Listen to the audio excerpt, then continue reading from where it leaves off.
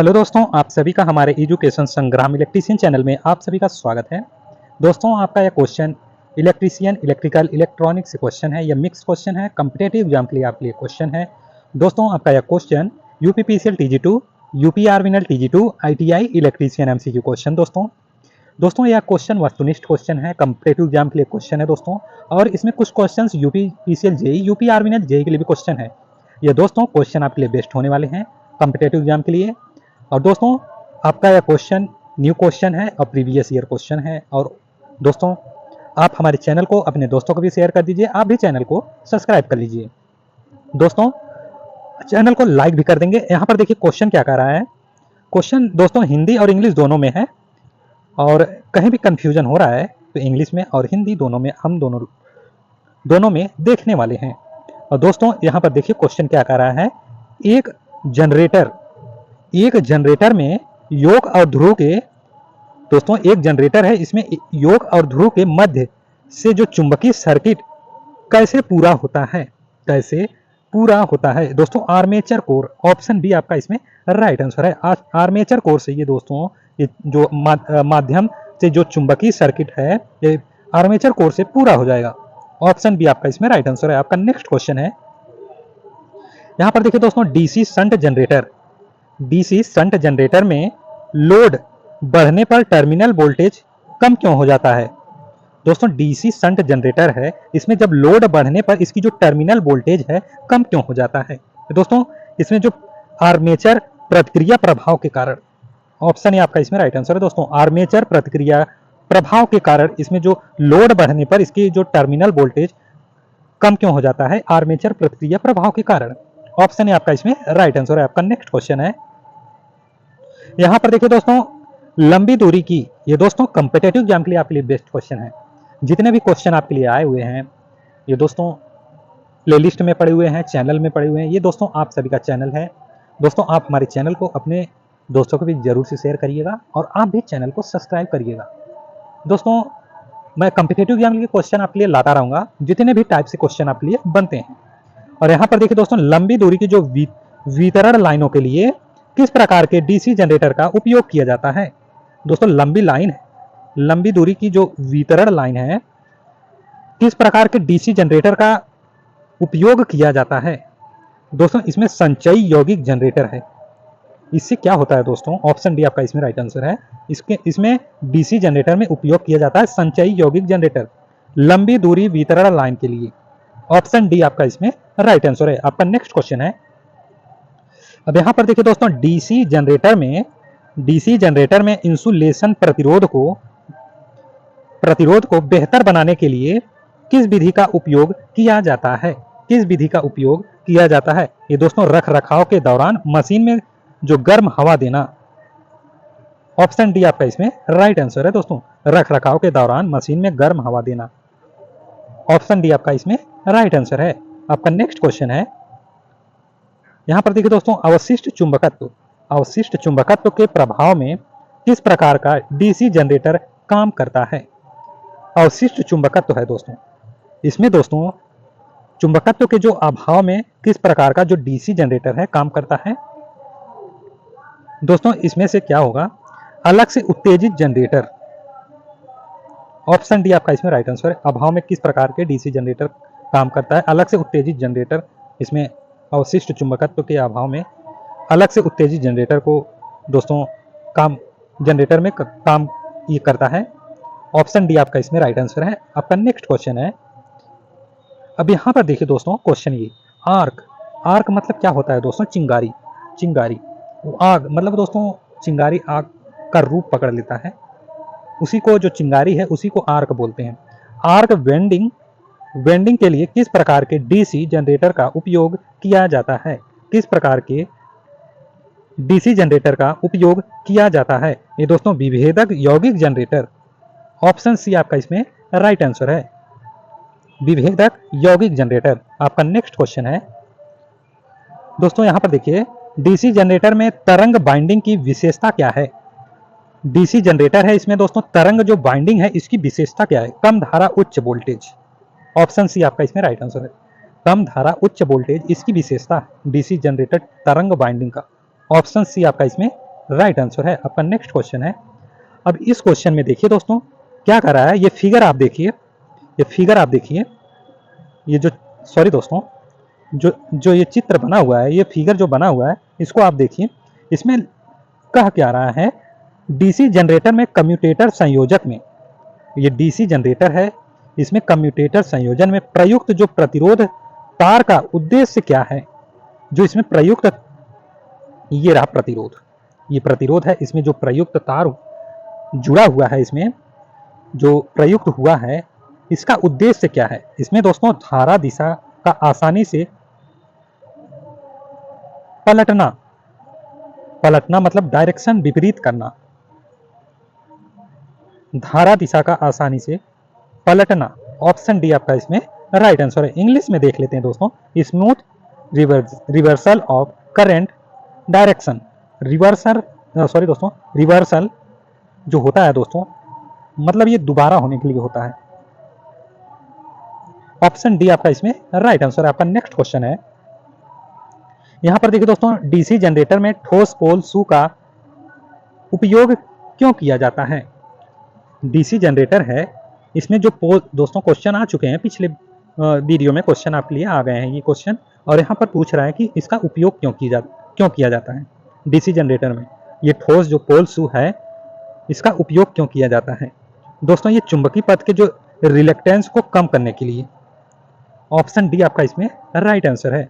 आपका next question है। Next यहाँ पर देखिए दोस्तों, बड़ी क्षमता के जो डीसी जनरेटर, बड़ी क्षमता के जो डीसी जनरेटर हैं, योक बनाने के लिए किस धातु का उपयोग किया जाता है दोस्तों। रोल्ड स्टील का, जो रोल्ड स्टील है, धातु का उपयोग किया जाता है बड़ी क्षमता के जो डीसी जनरेटर योक, मतलब दोस्तों उसकी बॉडी बनाने के लिए, बॉडी बनाने के लिए दोस्तों, योक बनाने के लिए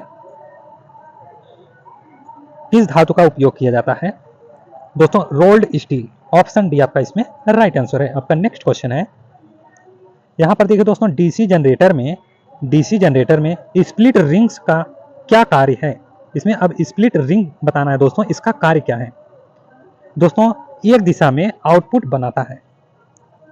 जो स्प्लिट रिंग है डीसी जनरेटर में, इसका कार्य क्या है, ये क्या दोस्तों काम क्या करता है, ये एक दिशा में आउटपुट बनाता है,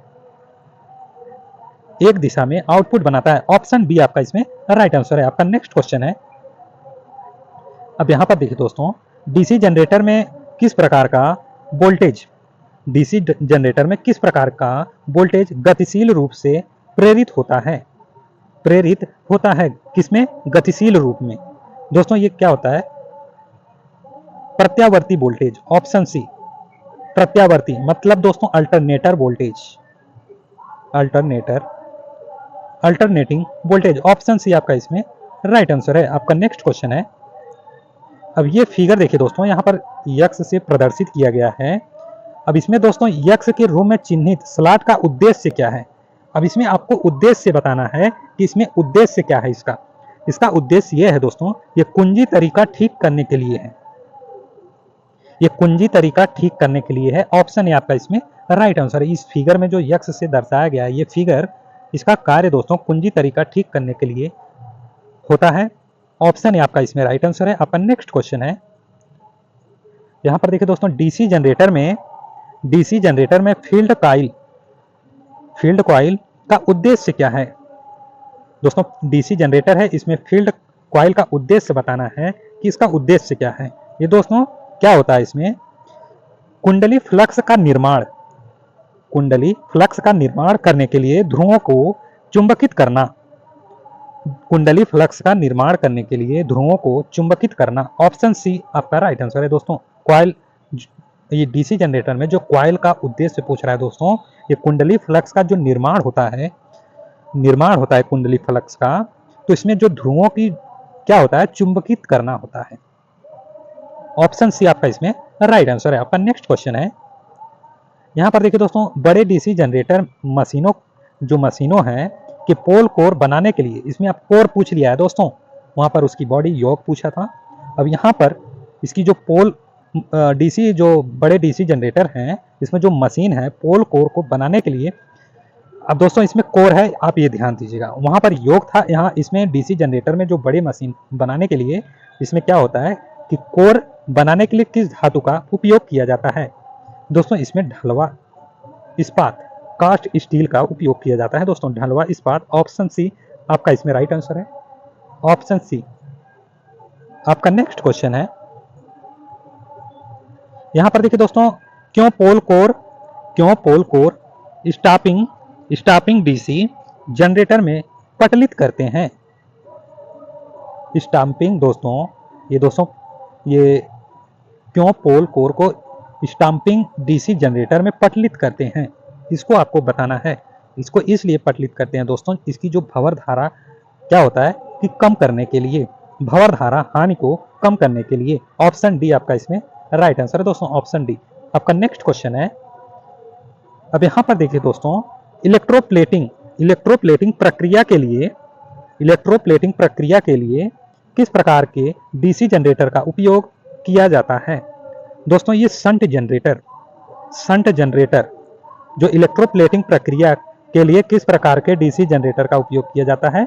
ये शंट जनरेटर का उपयोग किया जाता है दोस्तों। ऑप्शन ए आपका इसमें राइट आंसर है, ऑप्शन ए। आपका नेक्स्ट क्वेश्चन है, अब यहां पर देखिए दोस्तों, डीसी जनरेटर में जो कंपनसेटिंग बाइंडिंग का उद्देश्य क्या है? डीसी जनरेटर में आपको कंपनसेटिंग बाइंडिंग का उद्देश्य बताना है कि क्या है दोस्तों। ये क्या होता है दोस्तों? विचुंबकीकरण प्रभाव को बेअसर कर देता है। ऑप्शन सी आपका इसमें राइट आंसर है, विचुंबकीकरण प्रभाव को बेअसर कर देता है, ऑप्शन सी आपका राइट आंसर है। आपका नेक्स्ट क्वेश्चन है, अब यहां पर देखिए दोस्तों, यदि शंट फील्ड प्रतिरोध क्रांतिक प्रतिरोध मान से ऊपर है तो क्या प्रभाव पड़ता है? डीसी जनरेटर दोस्तों, इसमें शंट फील्ड प्रतिरोध है और क्रांतिक प्रतिरोध मान से ऊपर है तो क्या प्रभाव पड़ता है? डीसी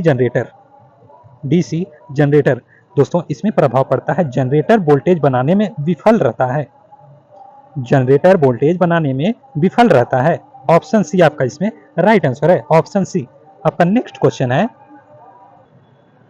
यहां पर देखिए दोस्तों, डीसी जनरेटर में क्वेश्चन देखिए, यहाँ पे डीसी जनरेटर में आर्मेचर प्रतिक्रिया का प्रभाव क्या है? डीसी जनरेटर है और इसमें आर्मेचर प्रतिक्रिया का प्रभाव पूछ रहा है, क्या है ये दोस्तों? आउटपुट वोल्टेज कम हो जाता है, ऑप्शन बी आपका इसमें राइट आंसर है दोस्तों। डीसी जनरेटर में जो आर्मेचर प्रतिक्रिया का प्रभाव पूछ रहा है कि प्रतिक्रिया का जो प्रभाव क्या है, आउटपुट वोल्टेज कम हो जाता है, ऑप्शन बी आपका इसमें राइट आंसर है। आपका नेक्स्ट क्वेश्चन है, यहां पर देखिए दोस्तों, क्वेश्चन सिंप्लेक्स वेव ये बाउंड है, सिंप्लेक्स वेव बाउंड आर्मेचर के साथ एक 4 पोल डीसी जनरेटर है। इसमें क्या हो रहा है दोस्तों? 1020 कंडक्टर हैं और 1500 आरपीएम की गति से संचालित हैं। फ्लक्स बाईपोल 0.007 वेबर है। उत्पादित ईएमएफ की गणना करें। इसमें क्या होगा दोस्तों? 357 वोल्ट। ऑप्शन सी आपका इसमें राइट आंसर है दोस्तों, option C. Simplex wave bound है आर्मेचर के साथ। ये 4 पोल डीसी जनरेटर में 1020 कंडक्टर हैं, इसमें 4 पोल डीसी जनरेटर में, और इसमें दोस्तों 1500 आरपीएम की गति से ये संचालित हो रहा है। और इसकी जो फ्लक्स बाई पोल की जो वेबर है 0.007 वेबर है। और इसमें जो उत्पादित ईएमएफ की क्या करना है? ईएमएफ की गणना करना है इसमें दोस्तों, ईएमएफ की गणना करना है इसमें दोस्तों। ऑप्शन सी आपका इसमें राइट आंसर है, 357 वोल्ट। ऑप्शन सी आपका इसमें राइट आंसर है। आपका नेक्स्ट क्वेश्चन है, यहां पर देखिए दोस्तों, बड़े डीसी जनरेटर में आर्मेचर प्रतिक्रिया, अब कोर था फिर योग था, अब यहां पर क्या हो रहा है? आर्मेचर प्रतिक्रिया के प्रभाव को कैसे बेअसर किया जाता है या कैसे बेअसर किया जा सकता है? दोस्तों क्या हो रहा है यहाँ पर देखिए आंसर, कंपनसेटिंग वाइंडिंग का उपयोग करना। क्या होगा दोस्तों? जो आर्मेचर प्रतिक्रिया के प्रभाव को बेअसर करने के लिए कंपनसेटिंग बाइंडिंग का उपयोग करने हैं यहाँ पर दोस्तों, या करना है। ऑप्शन है आपका इसमें राइट आंसर है। आपका नेक्स्ट क्वेश्चन है,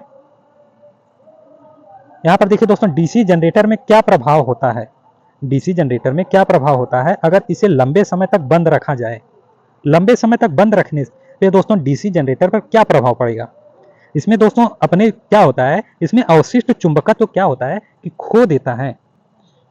ये लंबे समय तक बंद रखा जाएगा इसको, डीसी जनरेटर, इस पर यह प्रभाव पड़ेगा कि इसमें अवशिष्ट चुंबकत्व होता है। बड़े डीसी जनरेटर में अपने ये अवशिष्ट चुंबकत्व को खो देगा। ऑप्शन डी आपका इसमें राइट आंसर है। आपका नेक्स्ट क्वेश्चन है, यहां पर देखिए दोस्तों, चार पोल डायनमो के प्रेरित ईएमएफ की गणना करें।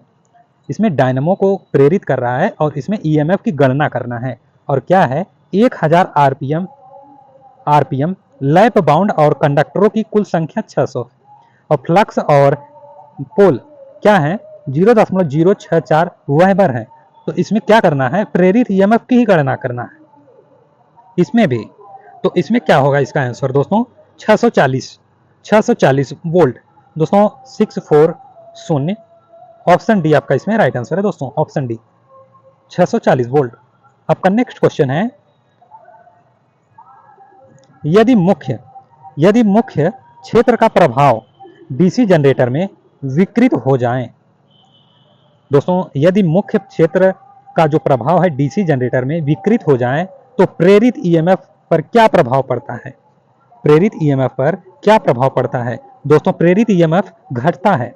ऑप्शन बी आपका इसमें राइट आंसर दोस्तों, ऑप्शन बी प्रेरित ईएमएफ घटता है। आपका नेक्स्ट क्वेश्चन है, यहां पर देखिए दोस्तों क्वेश्चन क्या कर रहा है, डीसी जनरेटर के ब्रश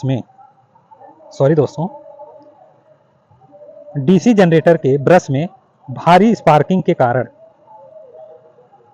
क्या है। डीसी जनरेटर के ब्रश में भारी स्पार्किंग का कारण क्या है। इसमें भारी स्पार्किंग का कारण बताना है दोस्तों। इसमें क्या होगा, इसमें ये होगा दोस्तों एम एन ए और GNA स्थिति बदल गई है। पोजीशन चेंज दोस्तों, डीसी जनरेटर के जो ब्रश में भारी स्पार्किंग का कारण क्या है, इसमें क्या होता है, जो MN है और GNN की क्या हो रही है, GNA का पोजीशन चेंज हो गई, स्थिति बदल गई है, इस कारण इसमें दोस्तों ब्रश में भारी स्पार्किंग हो रहा है। ऑप्शन सी आपका इसमें राइट आंसर है, ऑप्शन सी। आपका नेक्स्ट क्वेश्चन है दोस्तों, यहां पर देखिए दोस्तों, आर्मेचर बाइंडिंग प्रतिरोध को मापने के लिए किस उपकरण का उपयोग किया जाता है।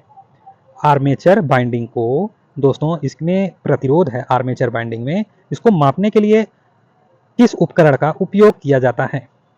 आपको उपकरण बताना है कि आर्मेचर बाइंडिंग के जो प्रतिरोध है मापने के लिए किस उपकरण का उपयोग किया जाता है। ये दोस्तों कैल्विन ब्रिज, ऑप्शन डी आपका इसमें राइट आंसर है, कैल्विन ब्रिज का उपयोग किया जाता है। ऑप्शन डी आपका इसमें राइट आंसर है। आपका नेक्स्ट क्वेश्चन है, अब यहां पर देखिए दोस्तों question, short and open circuit के लिए किस आर्मेचर बाइंडिंग का परीक्षण करने के लिए किस उपकरण का उपयोग किया जाता है। बाहरी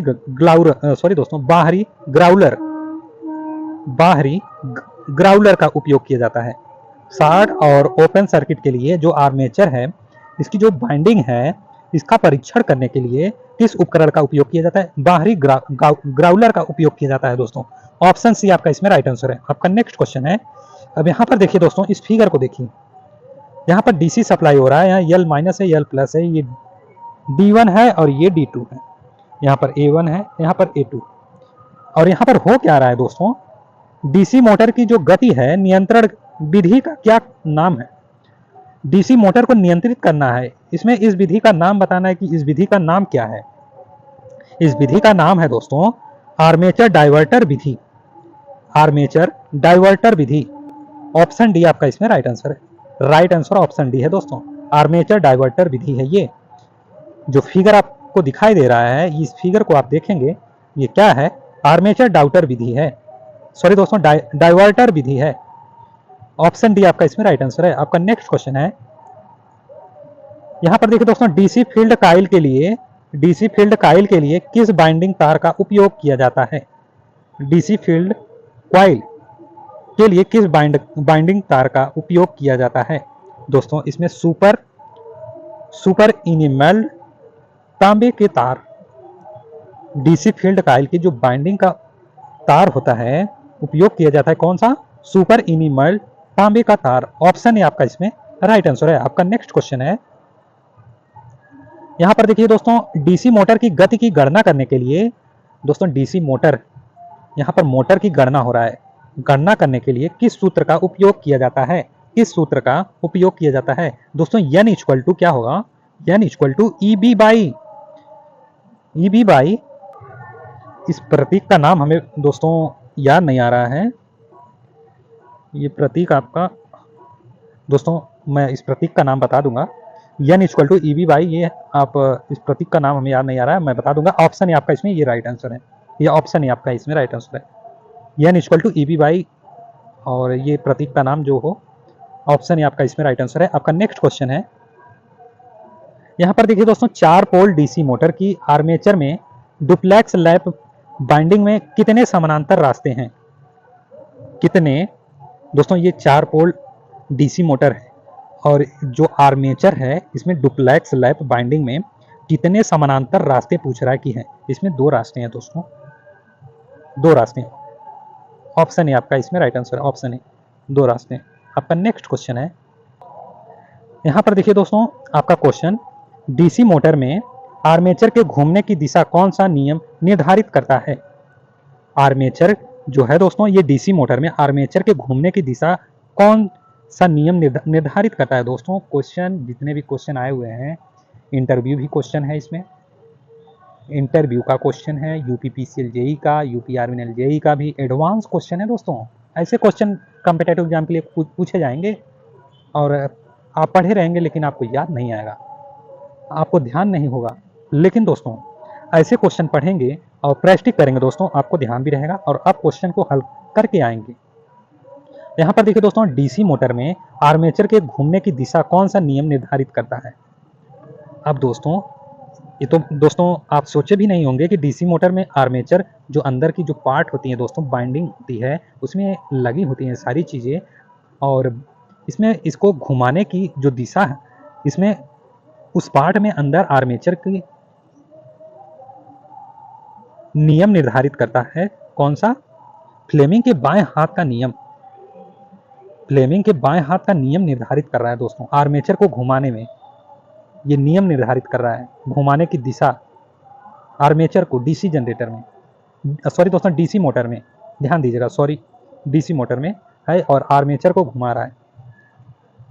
ऑप्शन सी आपका इसमें राइट आंसर है। आपका नेक्स्ट क्वेश्चन है, अब यहाँ पर देखिए दोस्तों, डीसी मोटर का क्या नाम है? ये डीसी मोटर है, यहाँ पर E1 है, E2 है और A1 A2 प्लस माइनस है, L है, डीसी सप्लाई हो रहा है और इसमें डीसी जो मोटर है का नाम बताना है, इसमें नाम बताना है कि क्या है। दोस्तों ध्यान दीजिए, ये डीसी शंट मोटर है, ये डीसी शंट मोटर है, ऑप्शन है आपका इसमें राइट आंसर है। आपका नेक्स्ट क्वेश्चन है, डीसी मोटर में करंट की दिशा किस नियम से निर्धारित होता है? अब इसमें करंट की दिशा निर्धारित किससे होता है? फ्लेमिंग के दाहिने हाथ के नियम से दोस्तों। किसके? जो डीसी मोटर है इसमें करंट की जो दिशा किस नियम से निर्धारित हो रहा है? इसमें दोस्तों फ्लेमिंग के दाहिने हाथ का नियम से ये डीसी करंट की दिशा निर्धारित हो रहा है। ऑप्शन डी आपका इसमें राइट आंसर है। आपका नेक्स्ट क्वेश्चन है, डीसी शंट मोटर आर्मेचर द्वारा, दोस्तों डीसी शंट मोटर है, आर्मेचर द्वारा ली गई धारा की गणना करने का सूत्र क्या है? दोस्तों डीसी शंट मोटर है, आर्मेचर द्वारा, इसमें जो आर्मेचर लगी हुई है डीसी शंट मोटर में दोस्तों, धारा की गणना करने का इसमें सूत्र क्या है आपको ये बताना है।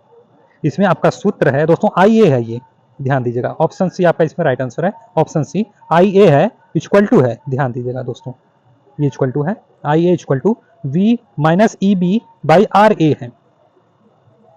ऑप्शन सी आपका इसमें राइट आंसर है। ये डीसी शंट मोटर आर्मेचर द्वारा ली गई धारा की गणना करने का सूत्र है दोस्तों।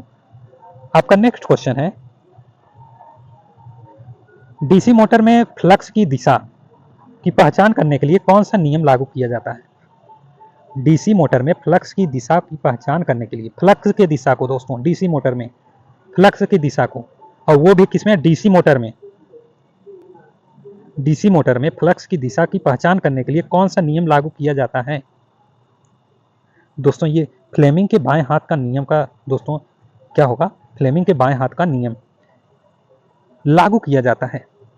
ऑप्शन सी आपका इसमें राइट आंसर है। आपका नेक्स्ट क्वेश्चन है, अब यहाँ पर देखिए दोस्तों, डीसी मोटर के प्रकार का नाम दें। अब इस प्रकार का नाम क्या है, डीसी मोटर प्रकार का नाम आपको बताना है कि ये इस टाइप का डीसी मोटर का क्या नाम है। ये दोस्तों 60 शंट कंपाउंड मोटर है। ये क्या है, इस टाइप का आपको फिगर मिल जाए, दिख जाए, तो आपको पहचान करने में आसानी होना चाहिए दोस्तों। यहाँ पर देखिए A1 है, A2 है, D1 है, D2 है, E1 है, E2 है, और ये क्या हो रहा है, ये नीचे की साइड जा रहा है धारा, यहाँ पर प्लस है, यहाँ पर माइनस है, और ये आपका क्या है, 60 शंट कंपाउंड मोटर है। ऑप्शन डी आपका इसमें राइट आंसर है दोस्तों। आपका नेक्स्ट क्वेश्चन है, डीसी मोटर में ईएमएफ की गणना करने का सूत्र क्या है? डीसी मोटर में ईएमएफ की गणना करने का सूत्र बताना है कि आपका ये सूत्र क्या है ईएमएफ की गणना करने के लिए, किसमें, डीसी मोटर में। दोस्तों आपका इसमें राइट आंसर है option C, EB equal to, इसका नाम आपको मैं जल्द देने वाला हूं अगले वीडियो में दोस्तों, जेड एन पी बाई क्या होगा, 60A। ईबी इक्वल टू है ऑप्शन सी, ध्यान दीजिएगा दोस्तों, ऑप्शन सी आपका इसमें राइट आंसर है, ऑप्शन सी। आपका नेक्स्ट क्वेश्चन है, अब यहाँ पर देखिए दोस्तों, उपकरण का नाम क्या है, इस उपकरण का नाम बताना है दोस्तों। What is name of the equipment, what is the name of the equipment. इसको आपको इस फिगर में जो छपा हुआ है दोस्तों, ये दिखाई जो दे रहा है, इसका आपको नाम बताना है कि इसका नाम क्या है। ये 2 दिख नहीं रहा है दोस्तों, क्या लिखा है, 240 वोल्ट दिया गया है, एसी है, और यहाँ पर कॉइल क्या है पता तो नहीं चल रहा है, लेकिन ऐसा फिगर आपको दिख जाए, ऐसा फिगर आपको दिख जाए तो आप क्या बोलेंगे दोस्तों, ये क्या होगा, ये बाहरी ग्राउलर है। अभी तो क्वेश्चन आया हुआ था लेकिन फिगर नहीं था, इस फिगर का नाम ध्यान दीजिएगा दोस्तों, ये बाहरी ग्राउलर है। ऑप्शन डी आपका इसमें राइट आंसर है। आपका नेक्स्ट क्वेश्चन है, यदि कॉइल पिच पोल पिच से कम है तो बाइंडिंग का नाम क्या है, तो बाइंडिंग का नाम क्या है। यदि कॉइल पिच पोल पिच से कम है तो बाइंडिंग का नाम क्या है, बाइंडिंग का नाम क्या है दोस्तों, ये शॉर्ट कार्डेड बाइंडिंग है। ऑप्शन डी आपका इसमें राइट आंसर है, ऑप्शन डी। यदि कॉइल पिच पोल पिच से कम है तो बाइंडिंग का नाम क्या है, शॉर्ट कार्डेड बाइंडिंग है दोस्तों। ऑप्शन डी आपका इसमें राइट आंसर है, ऑप्शन डी। आपका नेक्स्ट क्वेश्चन है, अब यहाँ पर देखिए दोस्तों क्वेश्चन, डीसी 4 पॉइंटर स्टार्टर में होल्डिंग कॉयल से जुड़े श्रेणी प्रतिरोधक का उद्देश्य क्या है, किससे, डीसी 4 पॉइंट स्टार्टर में जो होल्डिंग कॉयल है, इसमें क्या हो रहा है कि किससे जुड़ा हुआ है, ये श्रेणी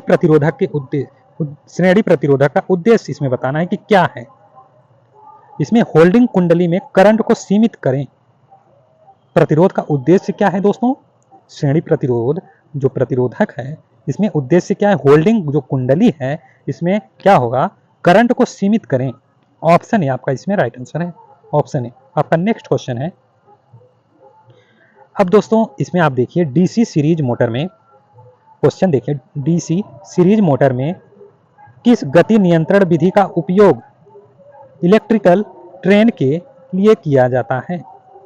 डीसी सीरीज की जो दोस्तों डीसी सीरीज मोटर की जो किस गति नियंत्रण किसकी, डीसी सीरीज मोटर की किस गति नियंत्रण विधि का उपयोग इलेक्ट्रिक ट्रेन के लिए किया जाता है। दोस्तों फील्ड डाइवर्टर विधि, ऑप्शन है आपका इसमें राइट आंसर है दोस्तों। ट्रेन में जो इलेक्ट्रिक डीसी सीरीज मोटर है, इसमें इसको नियंत्रित करने के लिए इलेक्ट्रिक ट्रेन में फील्ड डाइवर्टर विधि का उपयोग किया जाता है। ऑप्शन है आपका इसमें राइट आंसर है। आपका नेक्स्ट क्वेश्चन है, अब यहाँ पर देखिए दोस्तों, शंट फील्ड कॉइल को डीसी 3 स्टार्टर में होल्डिंग कॉइल के साथ श्रृंखला मतलब दोस्तों इसमें सीरीज में क्यों जोड़ा जाता है? सीरीज में क्यों जोड़ा जाता है दोस्तों? इसमें क्या होगा, शंट फील्ड खुले होने की स्थिति में मोटर को सुरक्षित रखें। ऑप्शन डी आपका इसमें राइट आंसर है दोस्तों, ऑप्शन डी। इसका कार्य क्या होगा, शंट जो फील्ड कॉइल को जो डीसी 3 स्टार्टर में होल्डिंग कॉइल का क्या होगा दोस्तों साथ श्रृंखला में क्यों जोड़ा जाता है? इसलिए कि शंट फील्ड खुले होने पर भी इसकी जो स्थिति में मोटर को सुरक्षित रखने के लिए सुरक्षित रखें, इस कारण दोस्तों शंट फील्ड कॉइल को होल्डिंग कॉइल के साथ सीरीज में जोड़ा जाता है। ऑप्शन डी आपका इसमें राइट आंसर है, ऑप्शन डी। आपका नेक्स्ट क्वेश्चन है, अब यहां पर देखिए दोस्तों, डीसी मिश्रित मोटर में आर्मेचर धारा दिशा को बदलकर केवल घूर्णन की दिशा क्यों बदली जाती है? दोस्तों क्वेश्चन इंपॉर्टेंट है, बेस्ट क्वेश्चन है दोस्तों। आपसे रिक्वेस्ट है आप हमारे चैनल को सब्सक्राइब कर लीजिए जिससे कि नोटिफिकेशन आपको मिलता रहेगा। और ये दोस्तों आपका चैनल है, ये आपका चैनल है।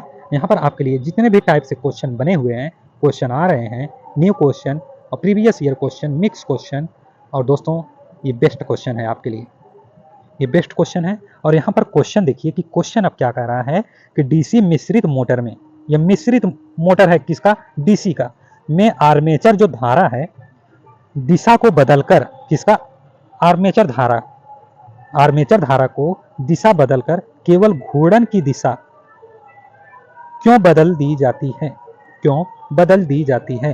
दोस्तों मोटर विशेषताओं को बनाए रखें, मोटर की जो विशेषताएं होती हैं दोस्तों, इसको बनाए रखने के लिए आर्मेचर को जो बदलकर केवल घूर्णन की दिशा क्यों बदली जाती है, मोटर की जो विशेषताएं होती हैं इसको बनाए रखने के लिए ऑप्शन बी आपका इसमें राइट आंसर है। आपका नेक्स्ट क्वेश्चन है, यहां पर देखिए दोस्तों, डीसी शंट मोटर में सामान्यतः गति से नीचे कौन सी गति नियंत्रण विधियां प्रदान करती हैं? डीसी शंट मोटर में सामान्य गति से नीचे कौन सी गति नियंत्रण विधियां प्रदान करती हैं? कौन सी विधि दोस्तों? इसमें आर्मेचर नियंत्रण विधि है दोस्तों, आर्मेचर नियंत्रण विधि है। ऑप्शन सी आपका इसमें राइट आंसर है, ऑप्शन सी। आपका नेक्स्ट क्वेश्चन है, उद्योगों में डीसी मोटर को शुरू करने के लिए स्टार्टर क्यों आवश्यक है दोस्तों?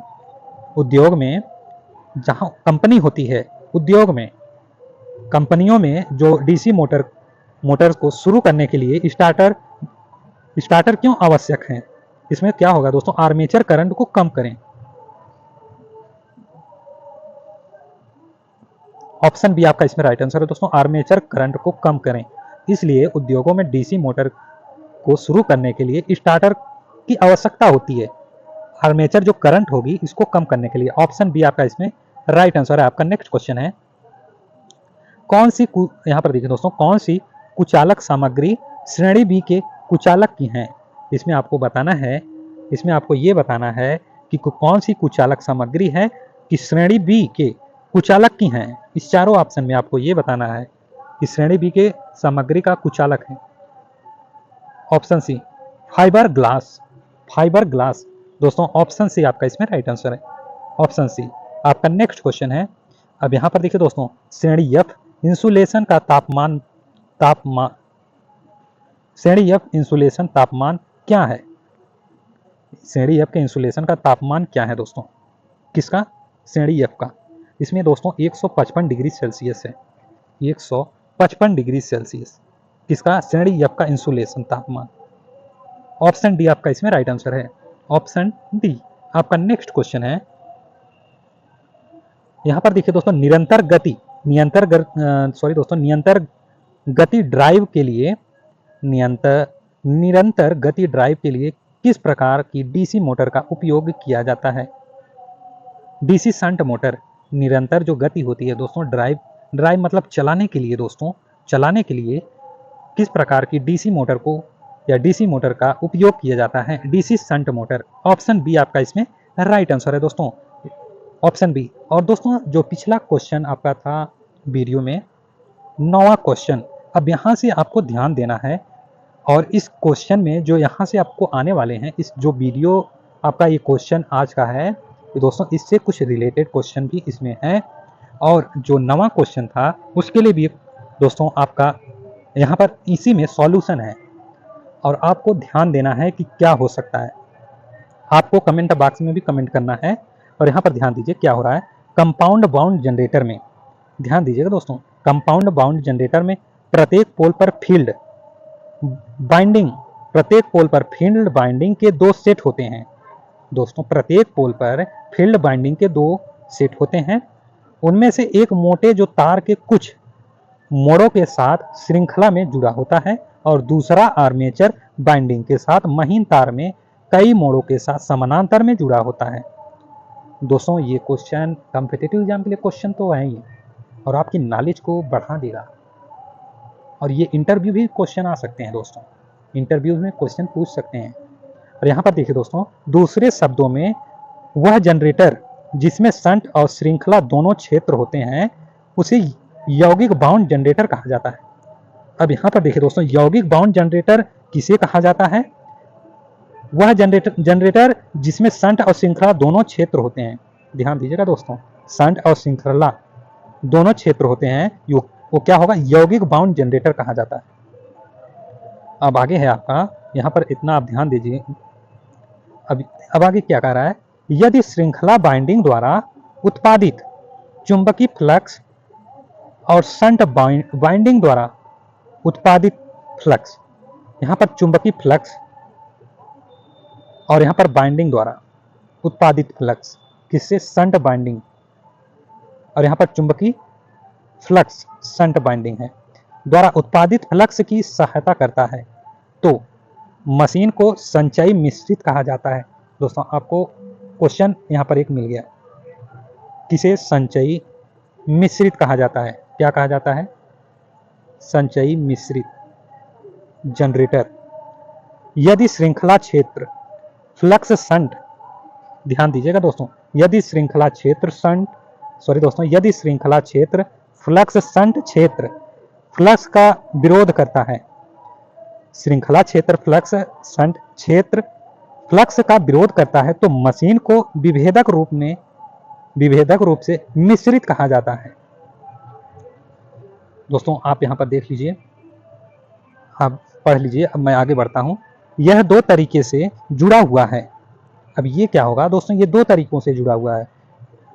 एक है लंबा शंट कंपाउंड जनरेटर, मतलब दोस्तों लॉन्ग शंट कंपाउंड जनरेटर, और दूसरा शॉर्ट शंट कंपाउंड जनरेटर, मतलब छोटा। आपका नेक्स्ट क्वेश्चन है, सॉरी दोस्तों, आपका आगे का है। अब इसमें क्या कर रहा है? यदि शंट फील्ड को केवल आर्मेचर के साथ समानांतर में जोड़ा जाता है, तो दोस्तों शंट फील्ड को केवल आर्मेचर के साथ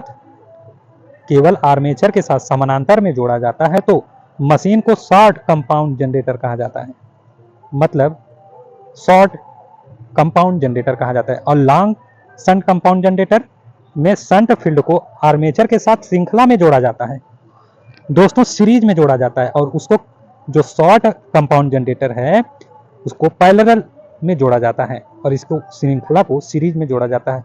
नीचे 2 प्रकार के जनरेटर के बारे में विस्तार से चर्चा की गई है। अब यहाँ पर आइए, इसकी विषय सूची पर ध्यान दीजिएगा दोस्तों। ये लॉन्ग शंट कंपाउंड जनरेटर है, और ये दूसरा शॉर्ट शंट कंपाउंड जनरेटर है। इसी से क्वेश्चन, इसमें भी कुछ क्वेश्चंस हैं, और आगे भी क्वेश्चन, जो वीडियो में 9वां क्वेश्चन था आपका, आंसर नहीं मिल पाया। अभी भी उस क्वेश्चन में कंफ्यूजन है दोस्तों। कंफ्यूजन क्या है कि उसमें क्या हो सकता है? आगे आप देखिए क्वेश्चन, उसमें फिर से मैं ला दिया हूँ क्वेश्चन।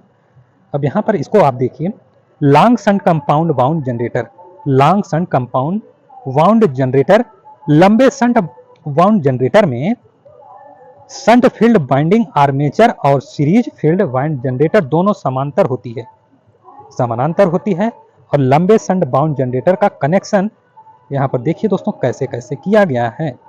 इसमें यहाँ पर देखिए दोस्तों, RSC है, शंट फील्ड लगा हुआ है, EBRA है, माइनस है, प्लस है, और ये सीरीज फील्ड में जुड़ा हुआ है।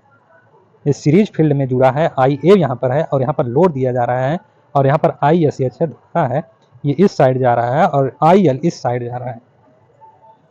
और यहाँ पर देखिए दोस्तों, यहाँ पर प्रतिरोध लगा हुआ है, RSC, और ये long shunt compound wound generator है।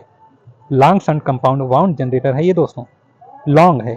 और आगे आपका है, अब यहाँ पर देखिए दोस्तों, फिगर तो आप देख ही लिए हैं, और उस फिगर के अनुसार यहाँ पर आपको करना है। ये शंट क्षेत्र धारा इस प्रकार दी गई है, शंट क्षेत्र धारा इस प्रकार दी गई है। देखिए दोस्तों, शंट क्षेत्र धारा का क्या हो रहा है, ISH इक्वल टू V/RSH हो रहा है।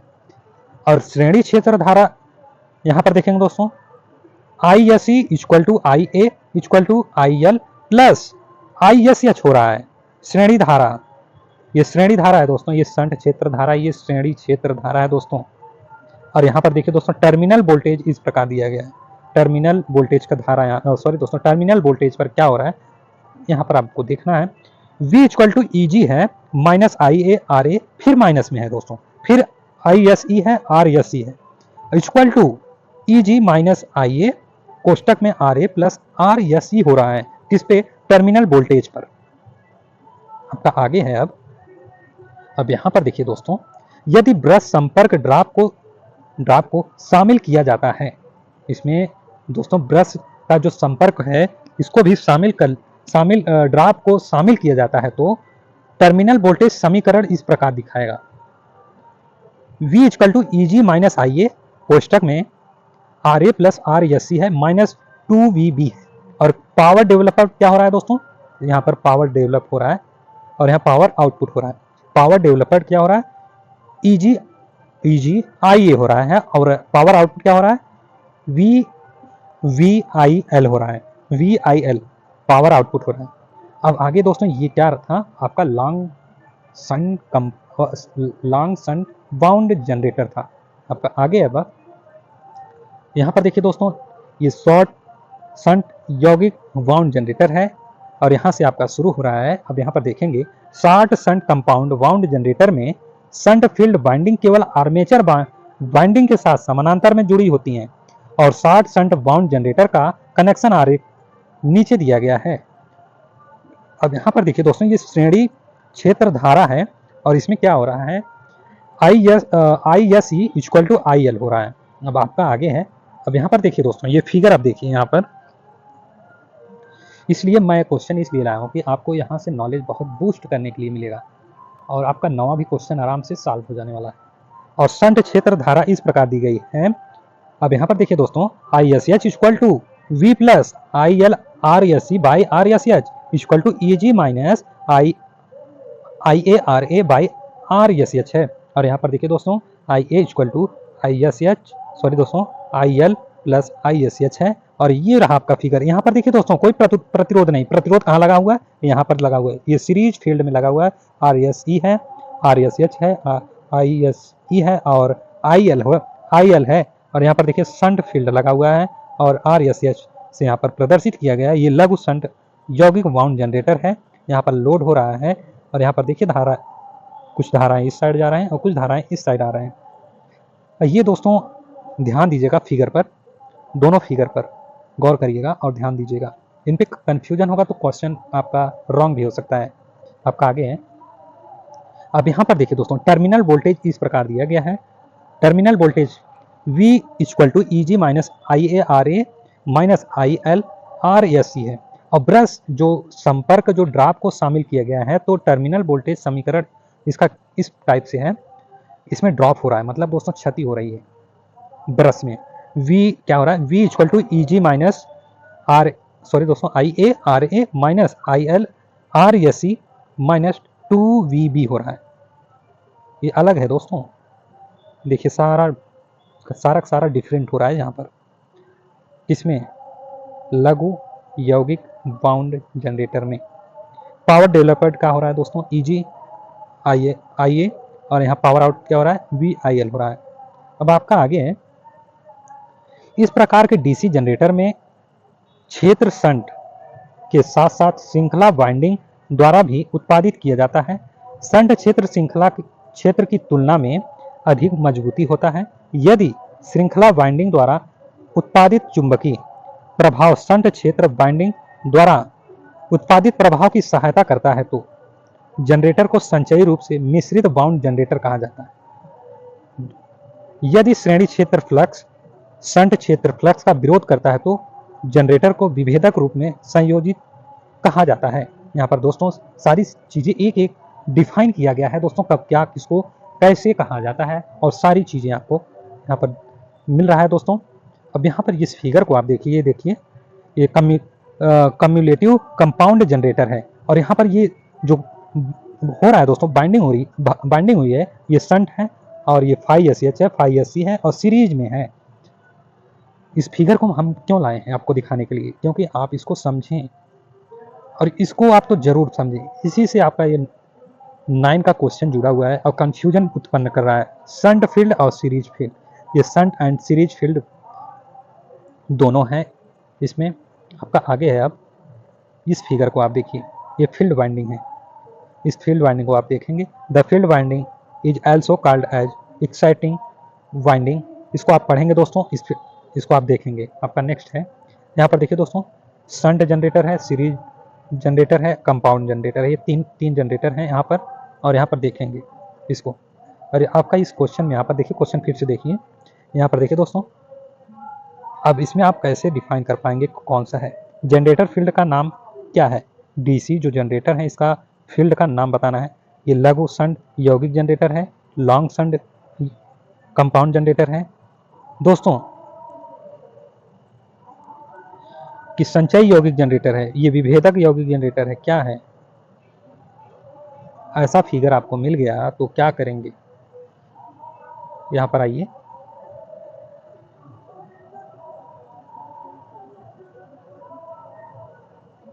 ये देखिए कम्युलेटिव कंपाउंड जनरेटर है, ऐसा दिख रहा है। पीछे तो अब नहीं है, अब आपका आगे ही है। और यहाँ पर देखिए,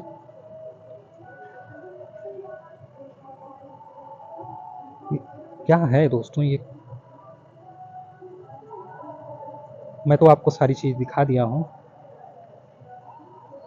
इसमें क्या हो सकता है दोस्तों, आप इसको आप देख लेंगे। मैं ऐसे क्वेश्चन लाता रहूँगा दोस्तों कॉम्पिटिटिव एग्जाम के लिए।